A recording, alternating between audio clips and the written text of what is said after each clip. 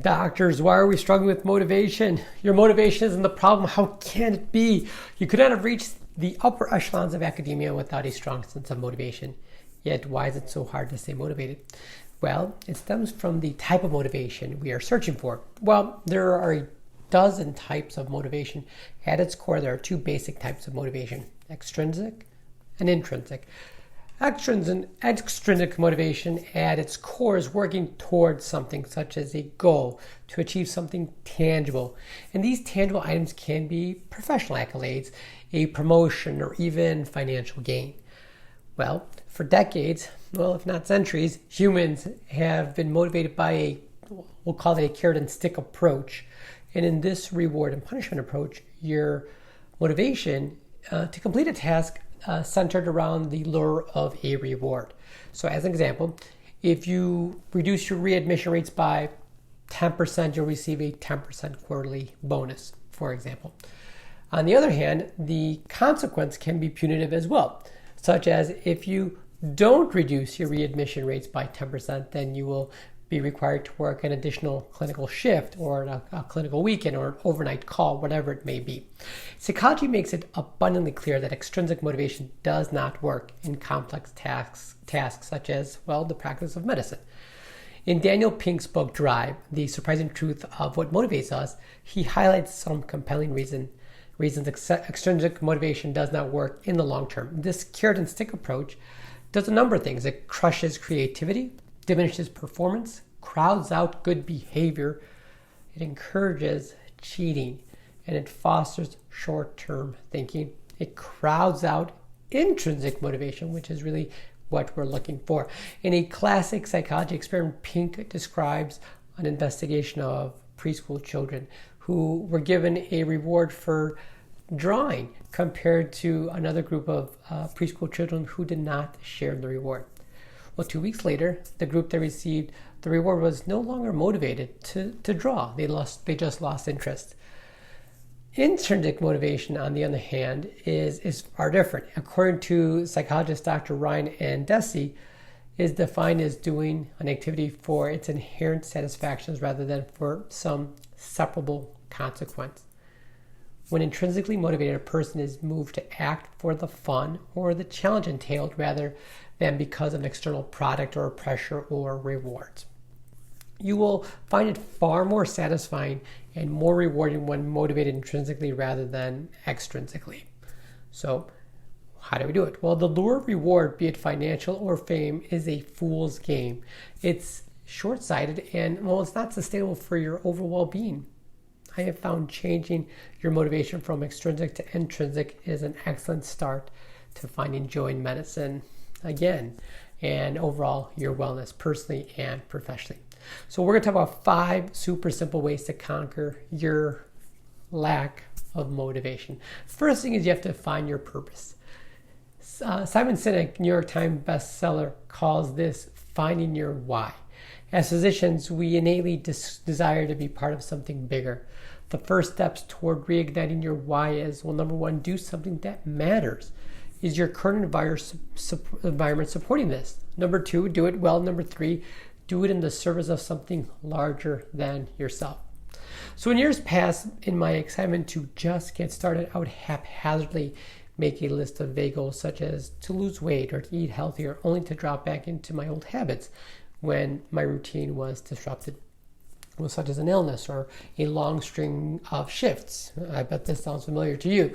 Yet my way wasn't working well. Some of the most successful and influential people I aspire and surround myself with, I'll talk about vision before the words goal. So like a thunderbolt, it became crystal clear that a goal without a vision is a ship without a destination. So create vision first. It defines who you want to be and what legacy you want to leave behind. Your vision is your why. It provides the framework or the scaffolding to insert your goals. So a vision answers questions such as, in my 80s, what kind of life have I led?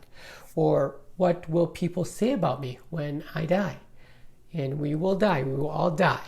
What kind of people did I surround myself with? Am I proud of the contributions I have made in my personal, my professional life? The second thing, friends, is to master your craft knowing you never will. In medicine, lifelong learning is one of the primary reasons I entered into this field. It is easy to go through a clinical shift doing the same thing day in, day out, month after month, yet this mindset causes stagnation rather than growth. Mastery is tough, yet it yields a mountain of goodness. So developing a growth mindset will motivate you to look beyond your daily tasks and work toward once thought unachievable goals. So actively seek out opportunities to grow and to challenge yourself. Grow your skills. As you go through your career after residency, there is a tendency to coast through your shifts perhaps. Your skills will get rusty. Take this course that you've been looking to do for some time. Like, is there a course that you really wanted to get better at? Be intentional in keeping up with the medical literature. Third thing, friends, is to read every day. Most people think that they are the only ones who are unmotivated or have negative thoughts. This is not the case. Don't underestimate yourself. One trait that sets successful people apart from others is those at the top are avid readers. Besides the sheer joy of exercising your imagination, good books will undoubtedly make you a successful and an effective leader. Making reading your growth part of your evening routine and setting a goal to read 10 pages a day. That's it, just 10 pages a day.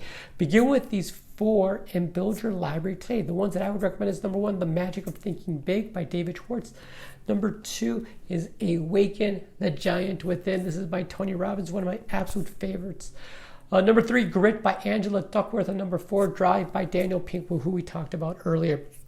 Once reading becomes a habit, you will undoubtedly want to read more books with meaning and impact. Books that will make you think more differently and more in depth.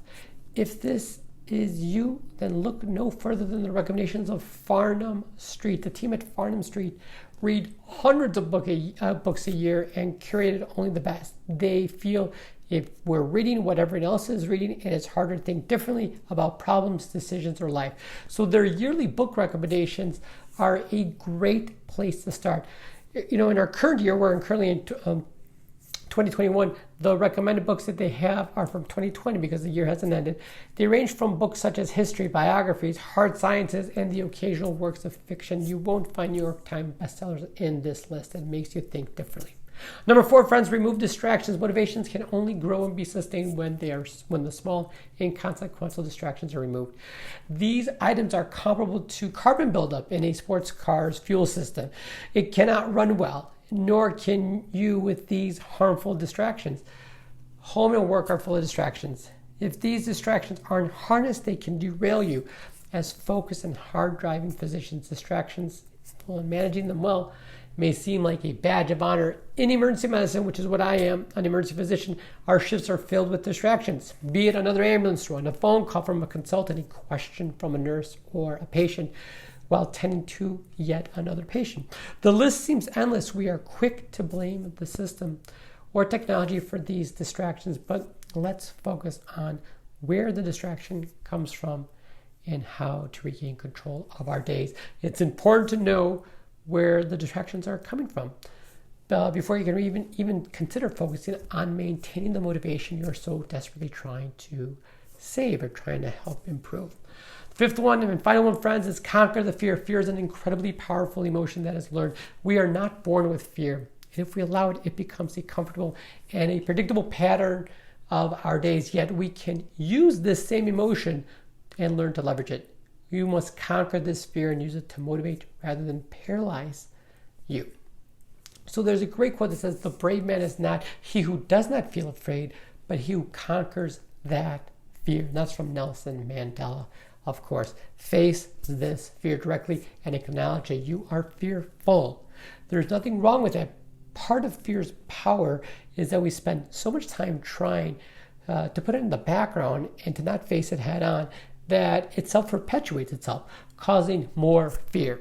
So friends, acknowledge that you are afraid. For once you acknowledge it, you change the storyline in your head. No longer will you allow outside forces to control your emotions. You are in charge, you're in control, and you will not allow this fear to steer you away from living well and living the life that you're looking for personally or professionally. Another great quote, life doesn't happen to you, it happens for you. Again, from Tony Robbins. Accepting failure from inaction is not an option. Fear, excuses, and anxiety immediately leave my mind. Ask yourself, what if I weren't afraid? You'll immediately notice that your shoulders become more relaxed and your jaw unclenches. Imagine the possibility of not being afraid. It seems so simple, yet rarely asked of ourselves. So friends, motivation starts here, and it starts with you. A change in motivation toward intrinsic rewards will outperform extrinsic compensation. It will undoubtedly build better relationships, long-term success, and overall better physical and mental well-being, which is what we're looking for. So if during your career you catch yourself down that rabbit hole of more extrinsic rewards or more things, take a moment to step back and ask yourself, is this what I want? Is this going to matter 1 year from now? Chances are the answer will likely be no. Once your basic financial needs are met, intrinsic motivation will provide you more joy and peace. Take the time to focus on growing your inner drive and forget the lure of extrinsic rewards. You'll be happy you did. So friends, start today. I and the rest of the Medicine Revive community are here to help you. So again, if you've not yet subscribed to the channel, hit the little bell below. You'll get notifications every time a new show comes out. And again, make sure you subscribe to the channel as well and share it with 3 of your friends if you found this information useful. Until next time, friends, be good to yourself and each other. We'll talk again soon. Bye.